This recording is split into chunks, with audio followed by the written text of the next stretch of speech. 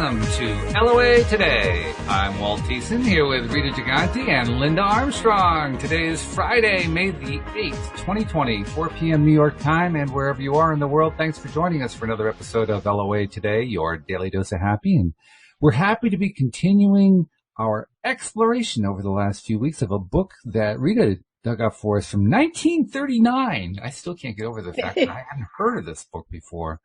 But it's called Working with the Law, 11 Truth Principles for Successful Living by Raymond Holliwell. And the last 2 weeks we've done a total of 4 chapters, 2 chapters each week. So we kind of got a pattern going on here. And I like the titles of this week's chapters, particularly the first one, The Law of Increase and The Law of Compensation. Law of Increase. I mean, that says abundance to me in big, bright capital letters. So I'm really curious to find out what this is all about. Oops. Hang on. Okay. So kick us off. What's going on with chapter 5 in this book? Well, I guess I'll start it off. I took a lot of notes, and I wanted to spend more time reviewing them before the show today, but I actually didn't get the time. But it'll all come back, I think, as we start talking. Sure.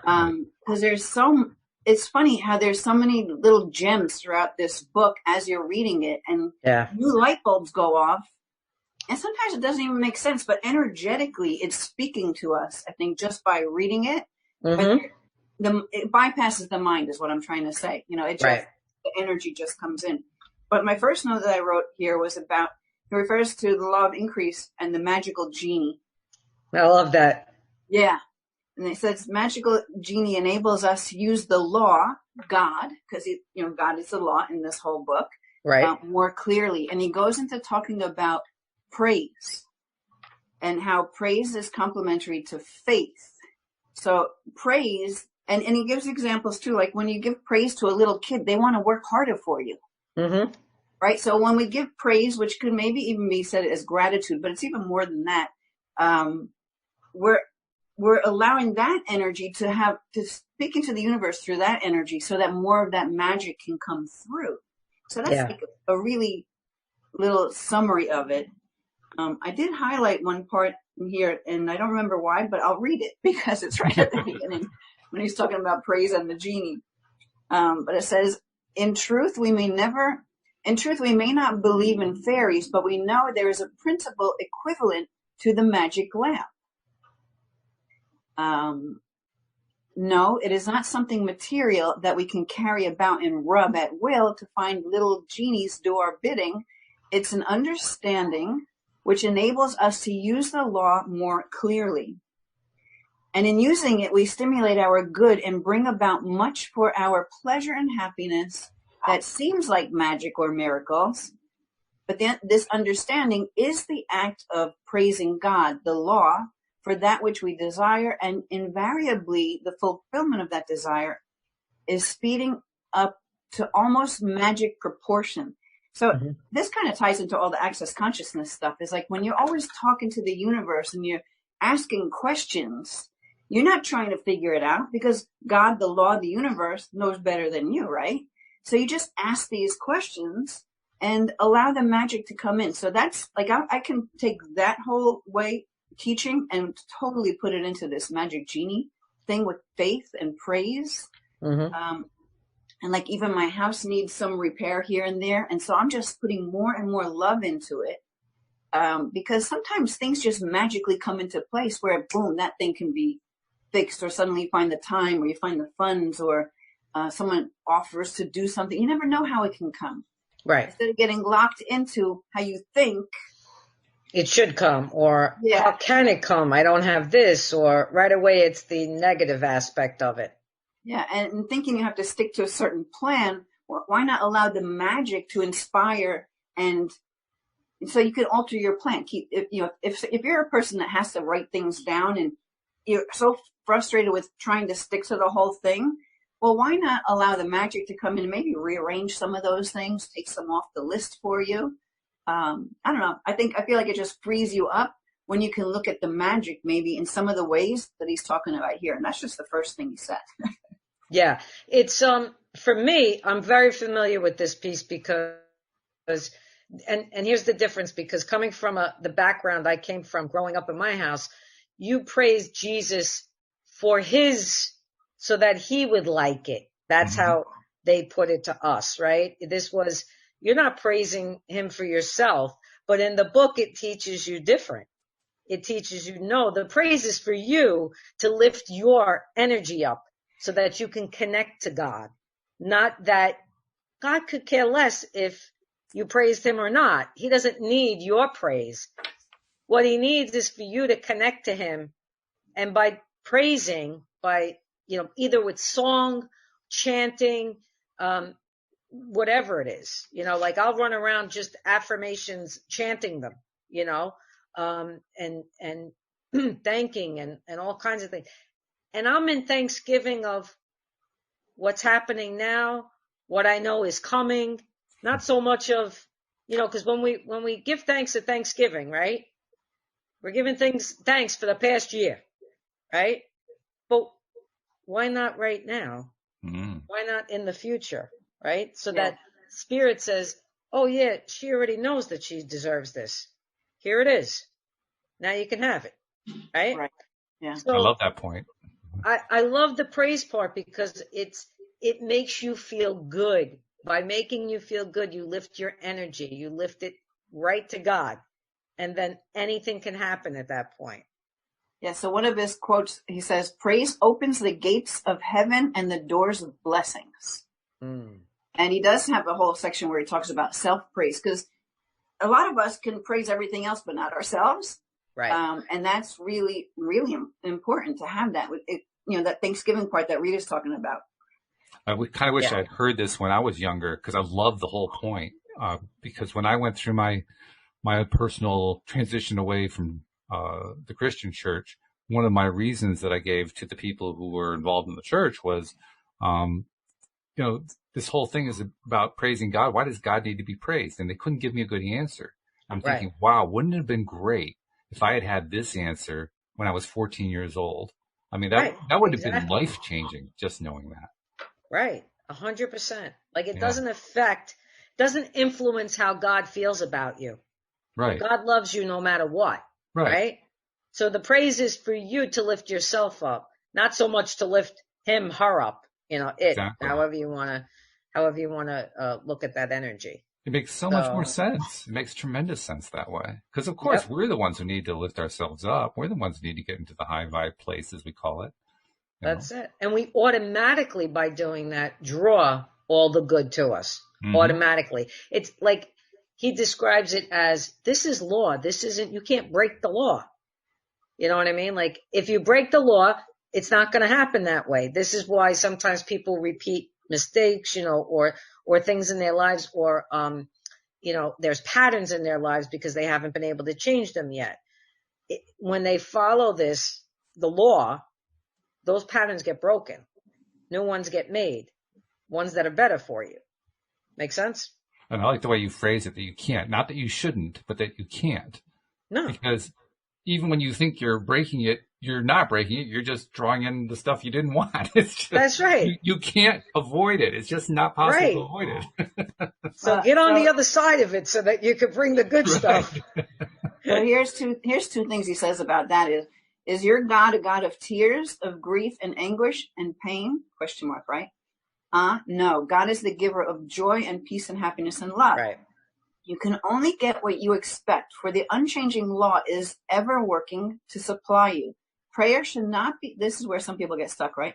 Prayer should not be one of supplication, pleading, begging, entreating, a sad state. It should be one of claiming, declaring, decreeing, praising, and a joyful thanksgiving. Right. Yeah, because like I know for me, like the old timer Italian women anyway, that I know, that my mom, the aunts, they pray from this place of anguish and sadness, and they lament, and help these people and please, and like it all comes from this they mean well, but they do it from this place of the wrong vibe. It's just not going to happen. It's not that high vibe. It's not praise. It's complaining, basically. Right. This all kind of reminds me of something that I picked up fairly early on in my self-education about the law of attraction. which was the idea, and this isn't something that I actually heard from a particular teacher. I just kind of pieced it together based on what various teachers had said. But one of the themes that runs through a lot of Christian circles is God always answers all prayers. It's just that sometimes the answer is no. And what I realized when I listened to the LOA teachers is that actually isn't correct. The answer is always yes. The question is, what did you ask for? That's right. That's right. We kind of skipped that part. And sometimes you don't even know, like, because you're running on a program of some sort, you don't even know sometimes that you're doing it. You know, it's kind of like an automatic thing, and you have to think and be very aware. Like he says, you've got to be very aware of the thoughts, and eventually the old negative thoughts start to just kind of absorb in the new positive. And then that way of life is done. Now we're in a new place, you know? Yeah. Yeah. I just think I believe that when you put that out there, that praise, you leave yourself open like a magnet. You just start to attract good things to you. Yeah. So I'll read another little bit that's exactly what we're talking about. So, you know, which is of course because we're talking about his book, right? But anyway, right. It says, though we may not sense it or fully understand it, our thoughts are moving continually in this invisible ether, and they are either increasing or diminishing in power and intelligence. When we praise the riches and opulence of God, the law, our thoughts are greatly increased in the mental atmosphere. The increase affects our being in that it reflects in everything out in our mind and in everything that our hands may touch. If we're contracting our thoughts through fear, criticism, and complaint, we reflect that contraction, and our results are either delayed or frozen. That's huge. Yeah. Because people, they don't realize when something's not happening, they always, even we do this, we always think it's coming from the outside. Yes. We never think to go in and say, what am I doing to make this halt, stop? What am I not ready for? You know, kind of thing. Because even noticing that can change it. Right? But if we start blaming everybody around us, we're never going to be able to get to that point. The other piece I love is that when you praise yourself, you praise, you know, when we are praised or we praise ourselves, the cells in our body react to that. I love that because this is really important to understand because this is how self-healing happens. Yes. You can change the cells in your body by praising yourself, by talking good about yourself, by others praising you. The cells react. They know what's going on. That's how, I don't know, I can't even call it smart. What's more of a... Innate, intelligent? Yeah, it's just, there's an intelligence there that it goes beyond even, you know, how we can think about it, but it just knows. Well, because the body has consciousness too. Right. So, exactly. You know, when we can include our body, because we forget to include our body in everything. I've been trying to do, I say trying because I'm still working on it. I'll forget and I have to remind myself. Wait, hold on. Check in with my body. You can talk to your body about anything because it's the thing you travel with, right? That's right. You can't get rid of it. Now you want to stay here. Good. Right. So he does have a story. Funny thing about the body too is that if you think about it this way, it's like having an army of trillions on your side because we have trillions of cells. Yes. So you got trillions and trillions working on your behalf, and all you have to do is give the direction. Right. And that's right. Something I don't know where I saw this. I heard this on something in the past few days. I don't know if it was the book. I don't think it was, but maybe Rita will remember. You know, our bodies supposedly, and the cells are changing every 7 years, right? But why are we recreating the same thing? Or if you have these problems in your body and your body can regenerate, why are those not going away? It's because you're not changing this stuff up here, right? And you're not praising that. Like, you know, you're like so angry you've got this problem with your knees. I hate my knees. Blah, blah, blah. I mean, listen to what people say about the things that are going wrong in their body. How does the body feel that has consciousness when all you do is put it down? That's right. Mm-hmm. How can it change? How can it have its cells change into Regenerate. something new if you don't open the doorway or the magic, right? Talks about magic. I'll take my magic wand out. To move into a different vibration or to hold a different story, because we keep feeding it the same crappy story. So those cells are going to keep giving us that same crappy story. And Right. I feel it's because we don't think we're empowered enough to do it. We gave our power to this being that we call God, and we have not addressed that we are that, enough where we believe that we are that God, that we can do the same thing, right? That it does. Okay. So, but if we saw it, and we've had so many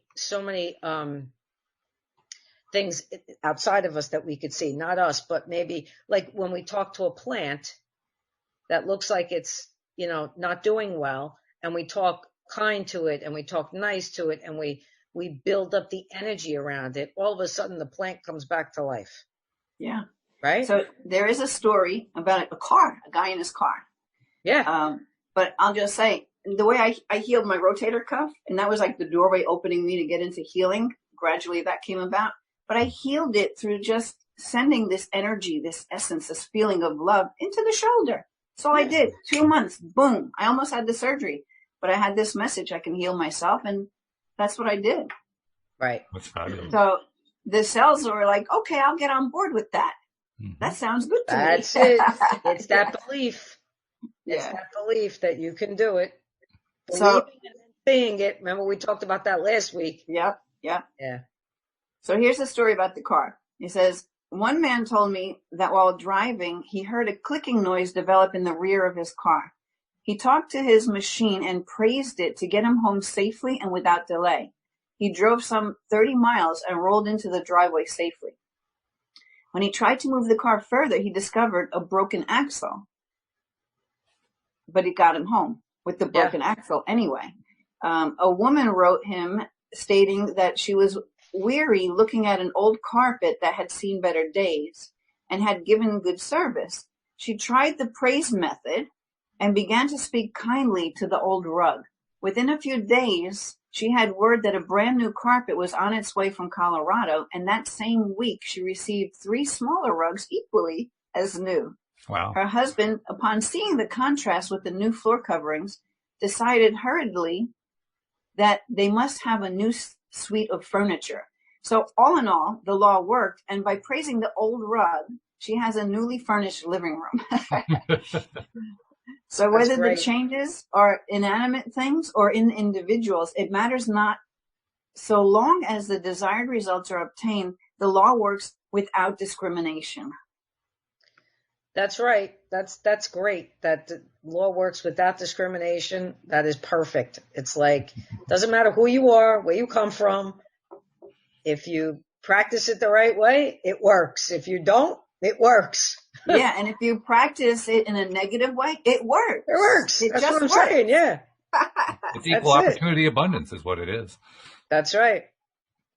Which is very cool. People say, say to me sometimes, it's so hard for me to think positive when there's so much adversity. And the beautiful piece that he writes about is that praise generates confidence.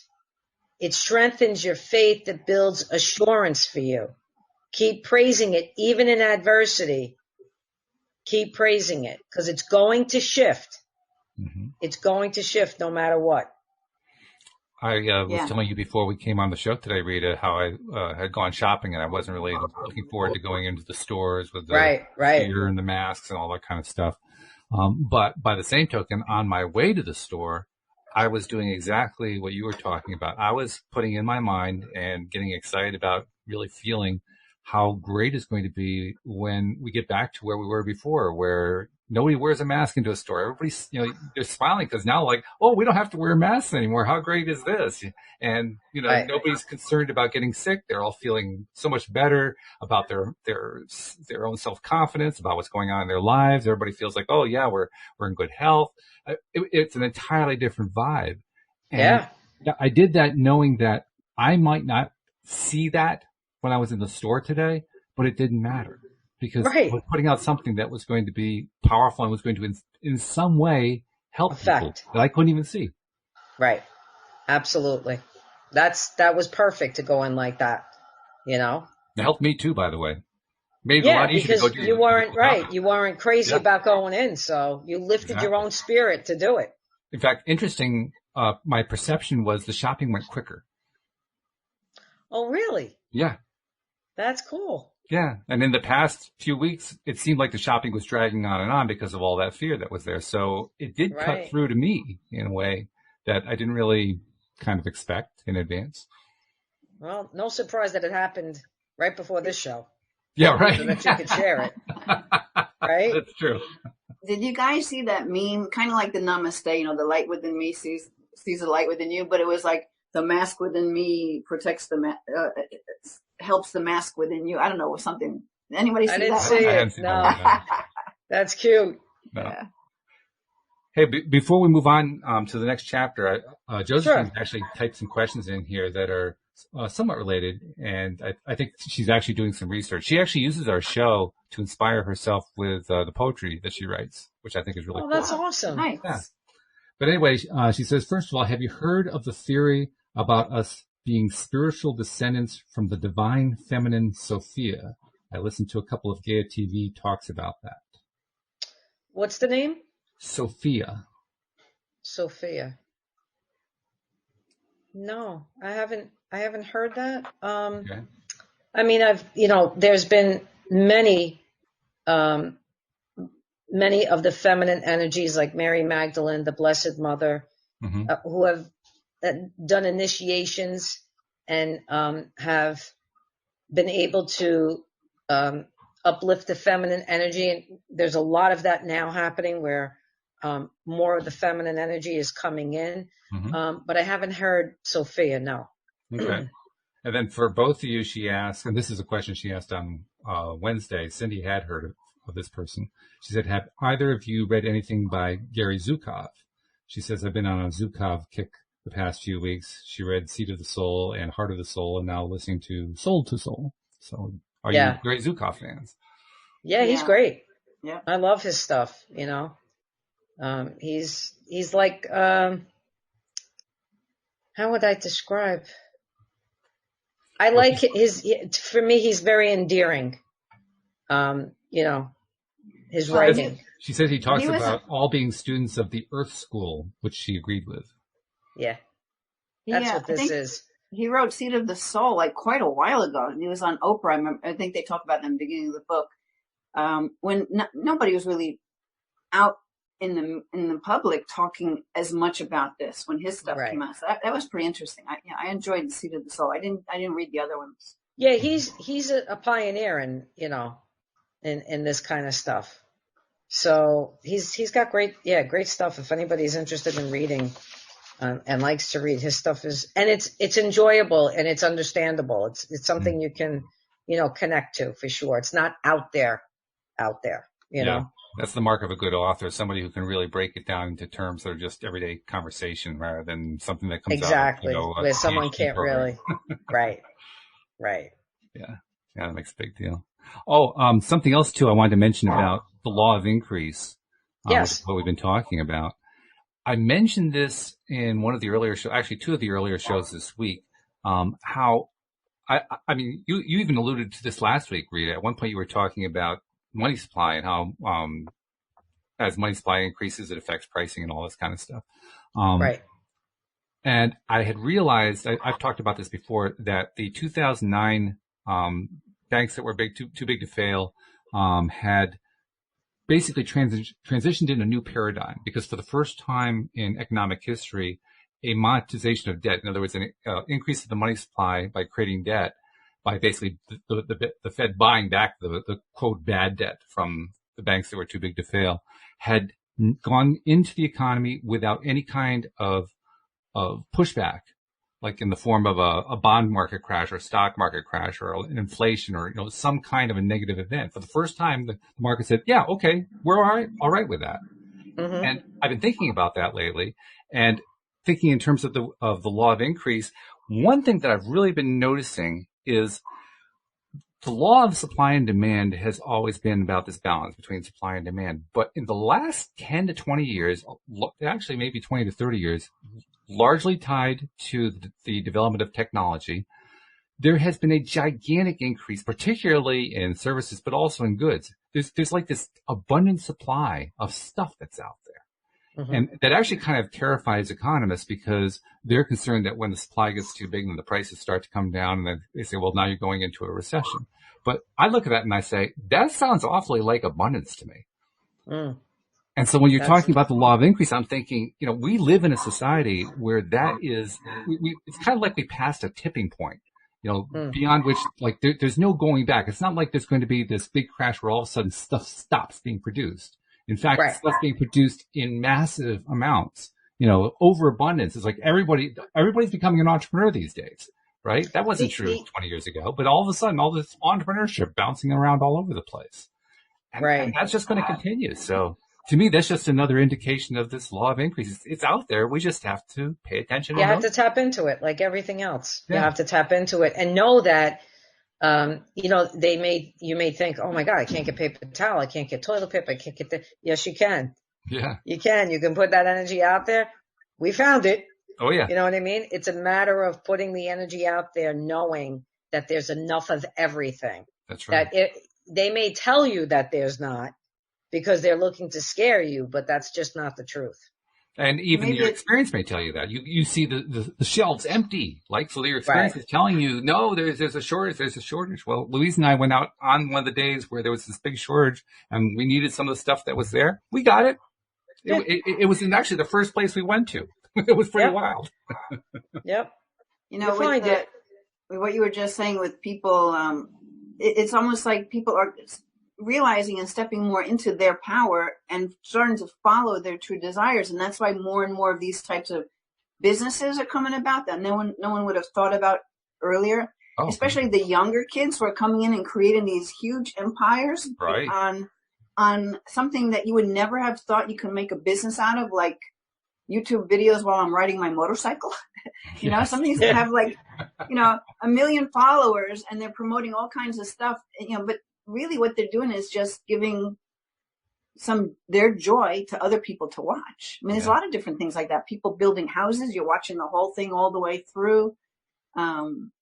People are using their creativity. Mm-hmm. Yeah, which is coming back to your truth and your power and that's right. And letting that grow into something.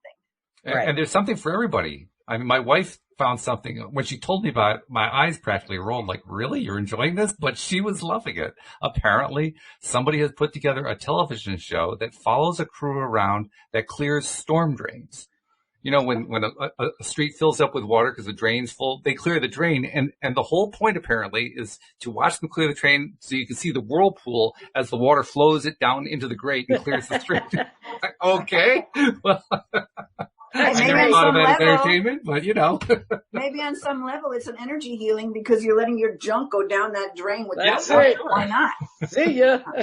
She's actually a fan. She's watching 4 or 5 episodes of it. I'm thinking, oh my goodness. That's great. Yeah, there's so many different things on now that you can watch. The other day I was watching a show where they were making candy, they show you the machine and how they were making taffy and this and that and how from beginning to end. I was very fascinated sitting there watching. I'm like, wow, that's how they make taffy, But I was just enjoying it, in the moment. It was good. Yeah. So, anyway, on to the law of compensation, right? Yeah. Yes. We all know we want that one. That's like the money issue, right? So we all want to get the answer. I think it's all connected. I think they're all connected somehow, in every way to your health, your wealth.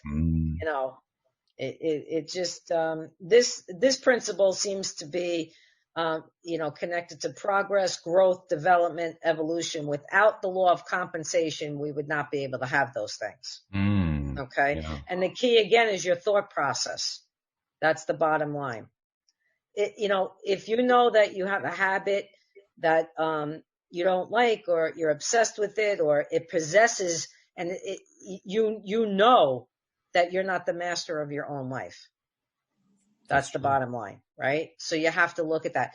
That includes smoking, whatever, overeating, undereating. It doesn't matter what it is. It's a habit, right?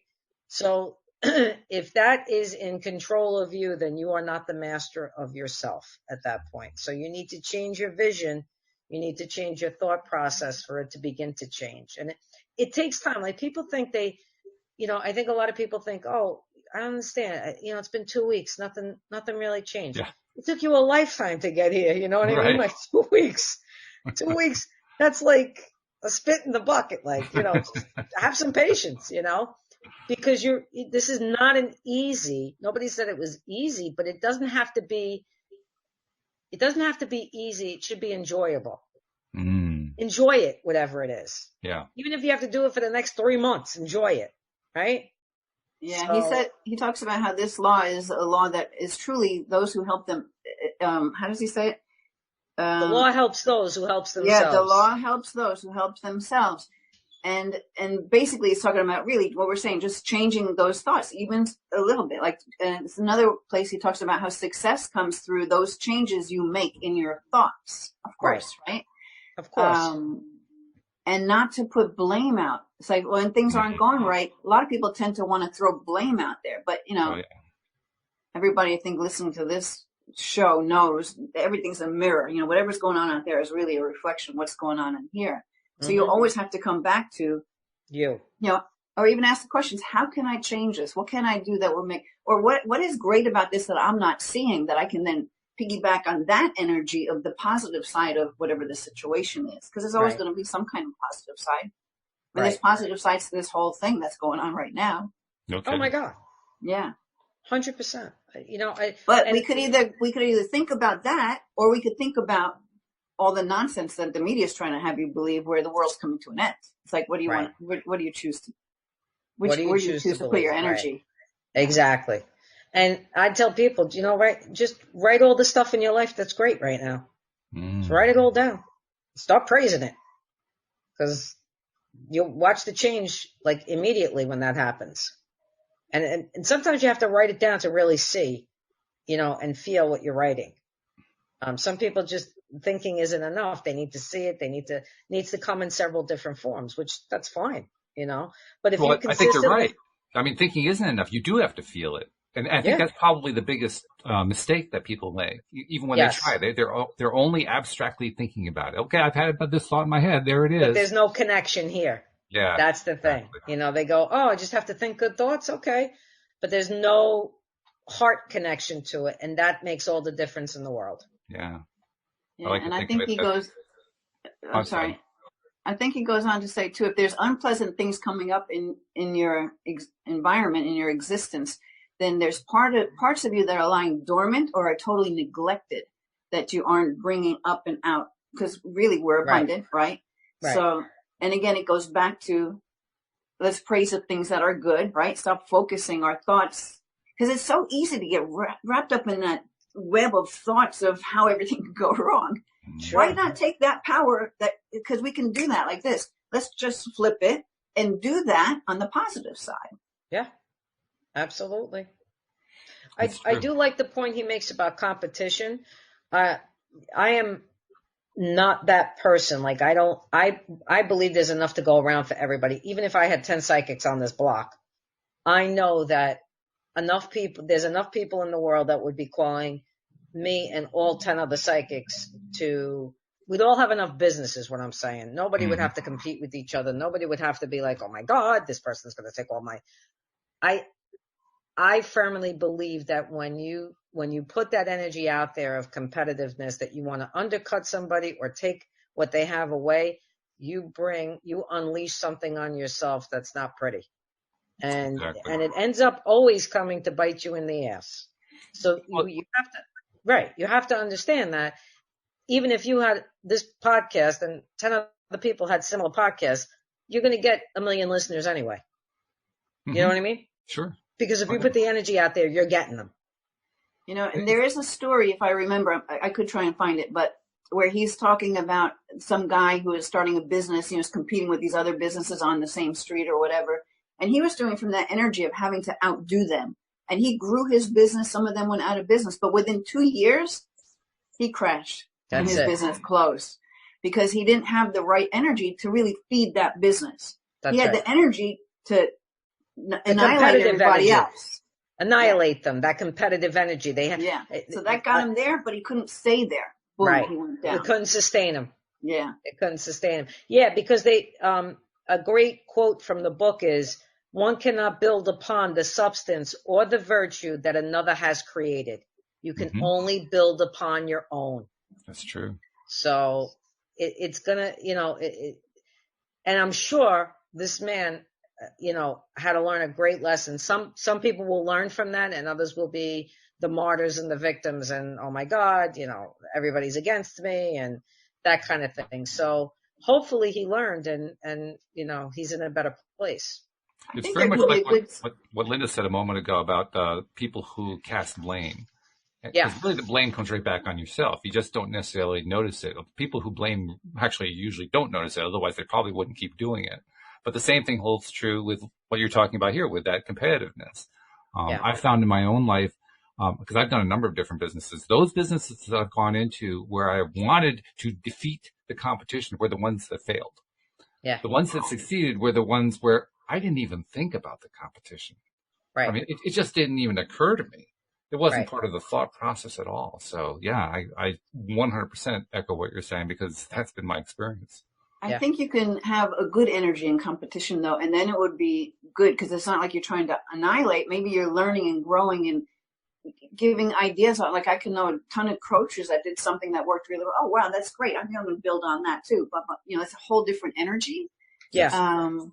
But even with sports, because I know through my karate career with other people, we had this fun kind of a competition where we were both. I'm just thinking of one person where everybody's growing together, right? Through that spirit of competition. But it's not like we're trying to outdo the other one or make them less. We want to make them more. It makes us more. That's right. Well, there's a difference in the energy. That's totally. I don't even know if I would call it competition. Then it's it's cohesive energy. It gets funny because with sports they will call that competition. Competition, like, karate tournaments, it's competition, right? Yeah. But it depends on if you come from it like you have to kill those people. Right. You're probably not going to go very far because your energy is just wrong. So I'm just saying, if you go from that high energy where we're all lifting each other up through this competition of, because karate, it's a chess game. You're trying to outsmart the other person. Yeah. Not like you want to humiliate them. You want to outsmart them. I've been a Yankee fan most of my life. And of course, the Yankees and the Red Sox are well known for that, heated rivalry they've had for decades. Yeah. Interesting factoid about the Yankees-Red Sox rivalry. There are a number of fans on both sides that are just vituperative. They're just mean-spirited about the competitive aspect, and they're always down, bad-mouthing and downplaying the other side and so forth. And then there are the players. The players go out in the field, they compete, and then they go out to dinner with each other. Red Sox players go out with Yankee players. Right. That's the good kind of competition. Right. That's the and kind they all wear masks, and they're all sitting 6 feet away. Well, that's just because they don't want to be recognized when they're in public. That's all that is. I think that's fantastic. You see that at the end of any game, they'll hug each other or shake hands. They'll say something nice to each other. Good sportsmanship, Exactly. Good sportsmanship. It's important. You can't always win. You're not going to always lose, and there's always something to learn anyway when you lose, as there's always something to learn when you win. But yeah, even in our our realm, right? I've given out some people that I know that someone else would benefit from. I've given so many people, not to say I can't help them, but if I get a hit that one of my colleagues can help them, I'm not going to deprive them of that. I do the same thing. I send people, some of the people that come to me, I send them to more people than myself. Of course. Of course, whatever could help, whatever can help. But you notice that when we do that, it builds this energy of love, of respect, of, consistent. I notice more and more I'll get more and more people coming when you do things like that. You don't even have to think about it. It just happens, because you have that person's best interest. Right. Right. So when you're coming from that energy of love, of course, that's what's going to come back. Right. Yeah. Right. As opposed to that competition. Oh, I can't send them there because that person might be better than me, and then they'll never come back to me. Blah, blah, blah. That's a whole different way of thinking, right? But again, that's that not being able to praise yourself, not being able to say you're good enough, or it's how you feel about you, really. Right. And I had to learn that, we'll talk about that another time, but right. It is a reflection, because that fear of not being good enough then would keep you from not wanting to send them to somebody else. That's right. Rather than it's like, hey, listen, they can do a better job than me right now. I feel like this person will support you better. Or their particular modality, they have something in that modality that you feel that this person could benefit from. Like I cannot do shamanism, right? Because I'm not trained in that. But I have someone that does it. She's also psychic, right? Now I could say, oh, I'm not going to send that person there because, God forbid then they do a reading and, blah, blah, blah. Oh no, doesn't work like that. Right. You always get what you need wherever you go. Right. It'd only go that way if you're carrying that lower vibe. But when you're in this energy of love, you can't help but to give the best you can to whoever's in front of you. Absolutely. I think that general space of being fearful of others is just that, it's fear. I mean, that's it.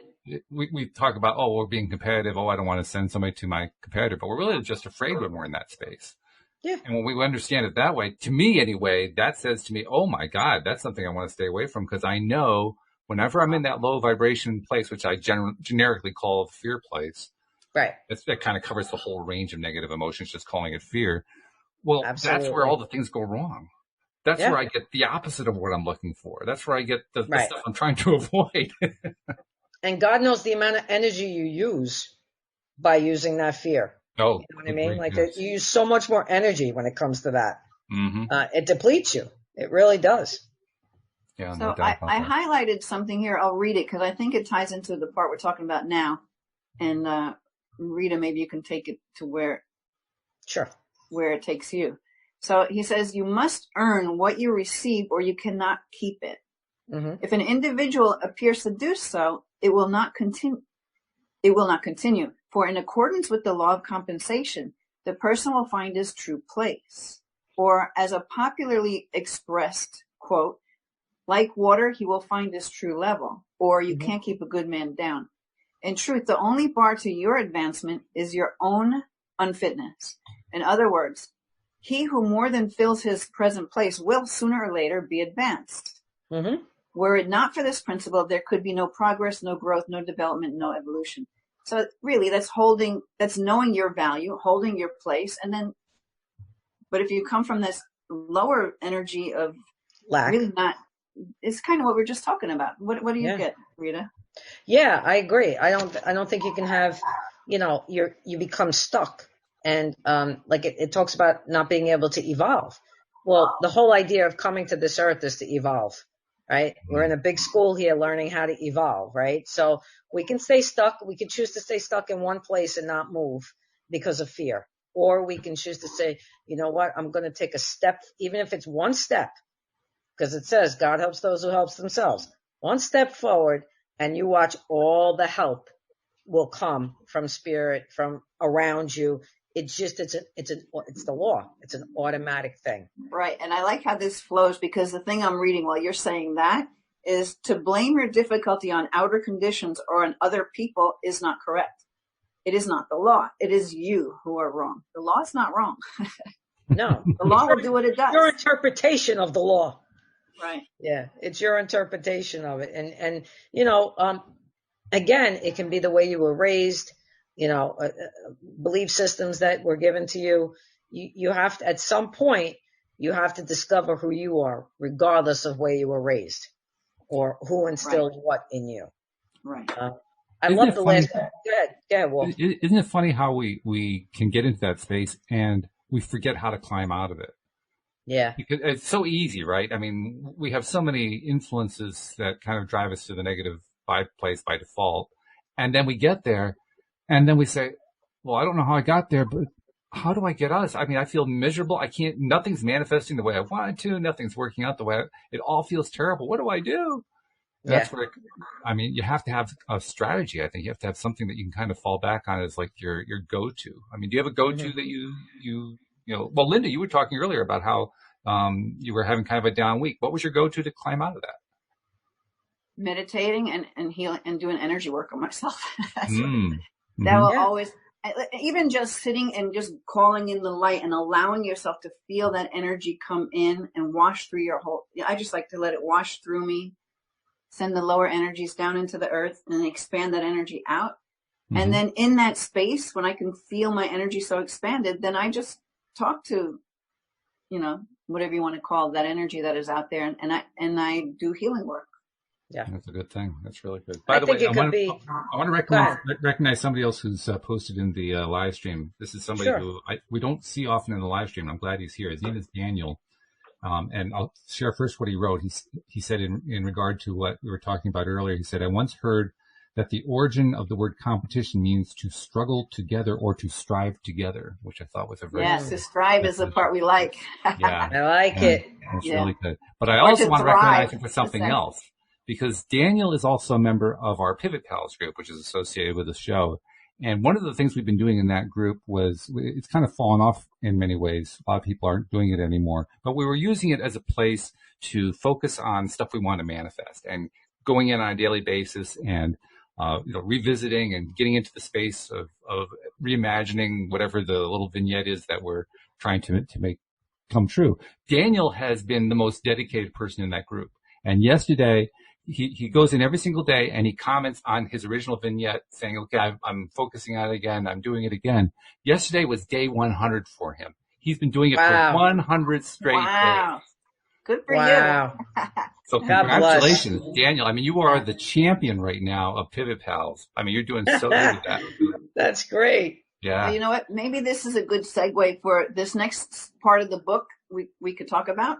Sure. He talks about this thing first, second, and third. And I'm just going to put the initial thoughts on that. And he writes about each one of these.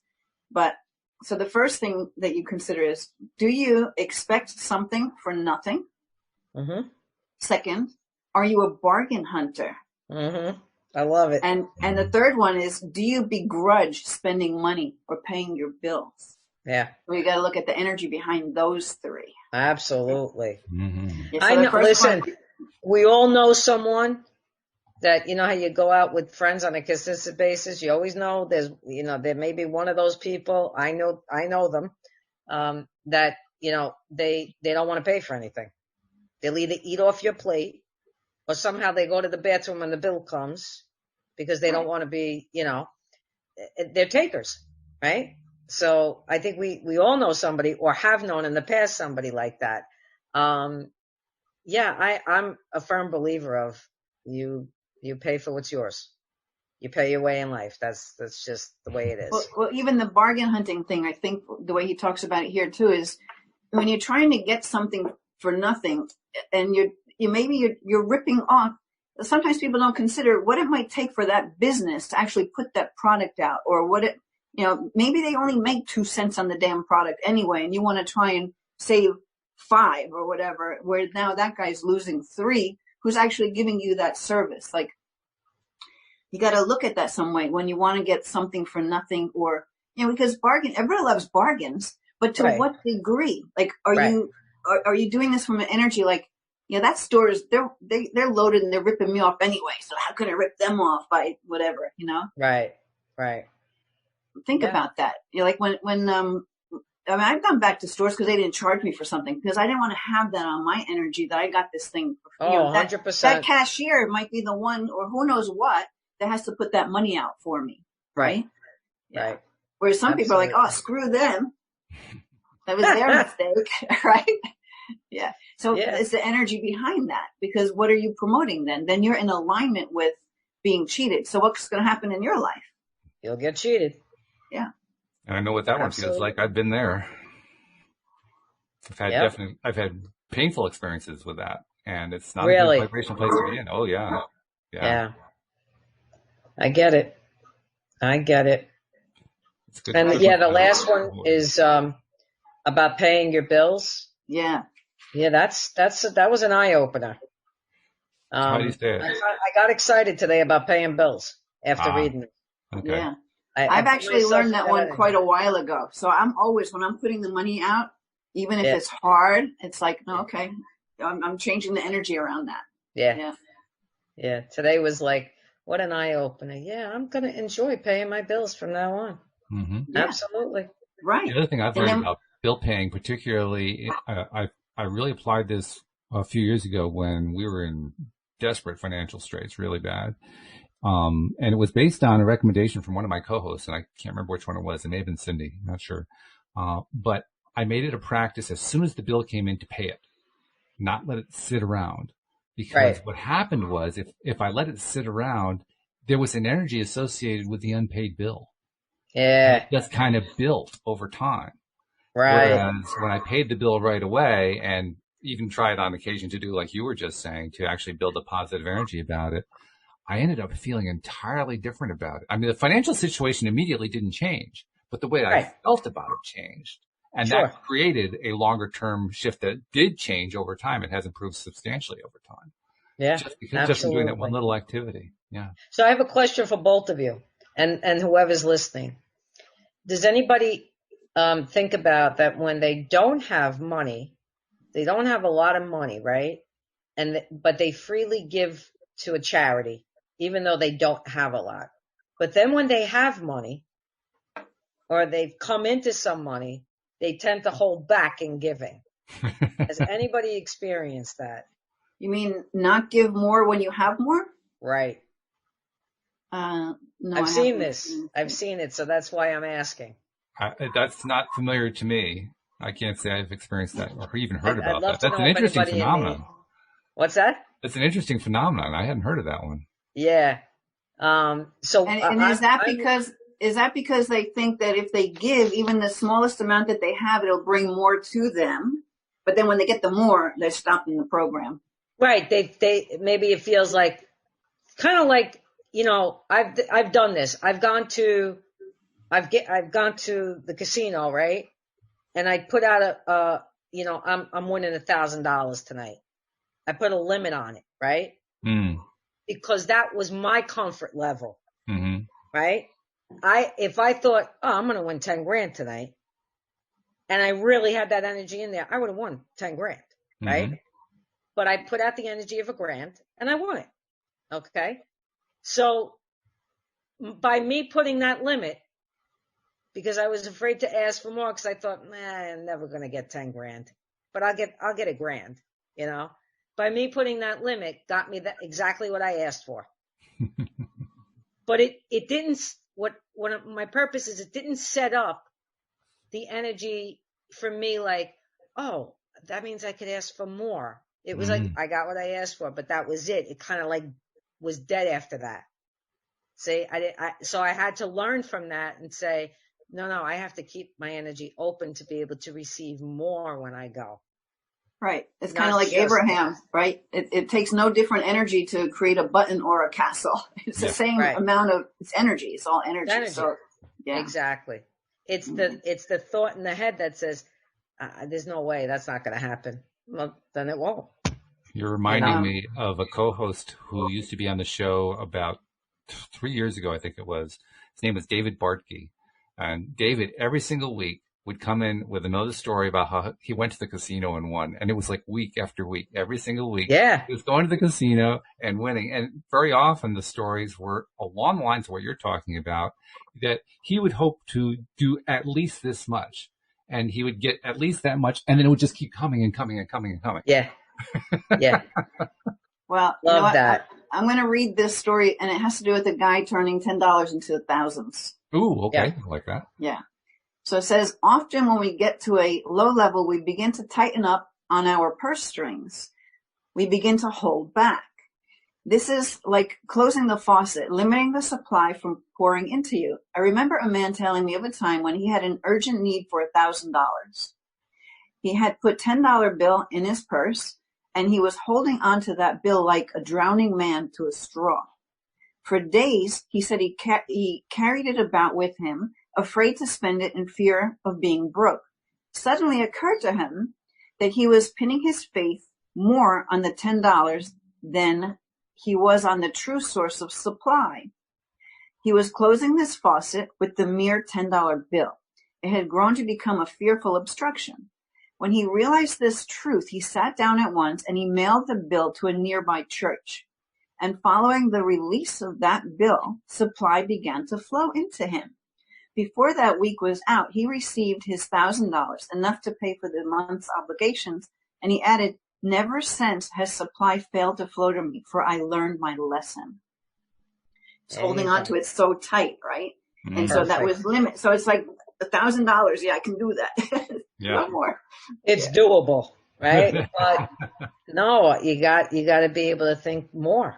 You know? That brings in the faith, right? Okay, I'm going to let my last $10 go out. Right. Exactly. You guys were talking earlier about what I call keeping score, where you're constantly checking to see has the results shown up yet. Right. Has it appeared? Oh, it hasn't appeared yet. Oh God, when is it going to appear? Why hasn't it appeared? And that keeping score energy is a low energy vibe. It's not a good feeling vibe. And so of course you're just putting up resistance without intending to, just because you're keeping score. Whereas when you just kind of let it go and say, screw the score. Who cares what the score is? It's just going to, it'll come when it comes, and I'm just going to enjoy it. That's when it shows up quickly. It's amazing. And in big ways too. I mean, you were talking, I love the story that you just shared there from the book, Linda. It kind of reminded me of a manifestation that occurred to me last year with money, where I was going through one of these things where you try to attract $10 and then 20 and then 40 and 80, and you just keep doubling it. And I was up around $200 or $300, and I kind of forgot what I was doing. And the next thing I knew, $30,000 came into my life. It's like, whoa, what was that? Right? My God. That's phenomenal. It was crazy. And how many people have you known that were out of work and, and they didn't have a job and they were fretting about this, or where's this work going to come? And then finally they get to a point where I guess they give it up. And then they get like a job offer and another job offer and then 3 more. I mean, they surrendered it. Yeah. That's surrender. And I've seen that with people I know, and it's like, okay, I've seen it proved, like it totally works. Right. Yep. Yeah. Well, our friend Daniel Mangana, I think I mentioned this last week. He did a 5-day challenge last October with a whole bunch of people, just doing the kind of thing I was just describing. And he said 80% of them were manifesting between $100 and $1,000. 80%. There were like 50 people, 60 people involved in this challenge. That's unbelievable. Yeah. I love it. I love it. It's unbelievable. There's but it's power in numbers. There is, yes. There's power in faith. There's power in faith. Absolutely. Faith. But when you have like-minded people around you and you have that energy that builds, good energy, it affects everybody. So, yeah. Awesome. I guess the best part too. Thank you so much.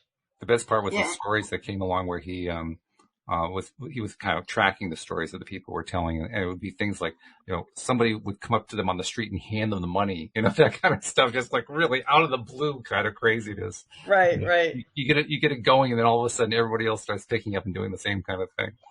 Yeah. It's fun stuff.